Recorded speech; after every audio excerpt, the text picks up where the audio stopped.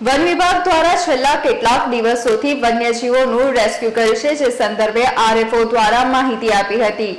વડોદરા શહેરમાંથી વિશ્વામિત્રી નદી પસાર થાય છે, જે નદી મગરોના પિયર તરીકે ઓળખાય છે। માનવ વસ્તી અને મગરોનું ખૂબ જ નજીક અસ્તિત્વ છે।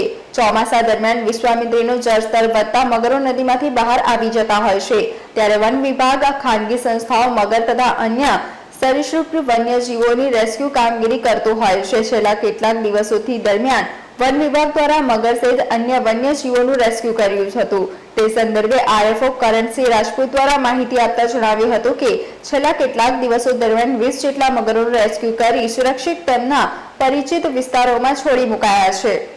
સીઝન કઈ ચાલે છે અને કયા કેટલા મગરો પકડાયા છે અત્યારે મહિનામાં?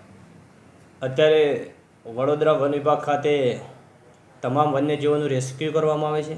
સિઝનની વાત કરીએ તો વન વિભાગમાં 24/7 રેસ્ક્યુની કામગીરી તેમજ વન્યજીવોની જાળવણી તેમજ ટ્રીટમેન્ટની કામગીરી કરવામાં આવે છે। પણ મોટાભાગે વરસાદની સિઝન હોય, ફ્લડના હિસાબે મગરો જ્યારે એમના હેબિટાટમાંથી બહાર આવી જતા હોય છે, ત્યારે આ વર્ષે છેલ્લા લાસ્ટ વોકડા જે ગઈ તારીખ સુધીમાં 20 મગર આપણા રેસ્ક્યુ કરાયેલા હતા અને કુદરતી રીતે એને ફરીથી એના હેબિટાટમાં છોડવામાં આવ્યા છે।